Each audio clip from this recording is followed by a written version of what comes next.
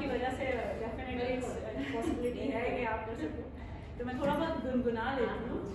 अम्मी का एक फेवरेट नूरजहाँ का वो गाती हैं थी मतलब गाना, तो वो मुझे अच्छा लगता है, वो मैं गुनगुना लेती हूँ। काफ़ी दिनों बाद गा रही हूँ इसलिए थोड़ा बहुत पहले मुझसे पहली सी मोहब्बत मेरे महबूब मुझसे पहली सी मोहब्बत मेरे महबूब मुझसे पहली सी मोहब्बत मेरे महबूब मुझसे पहली सी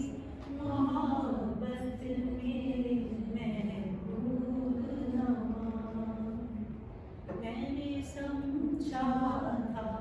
कि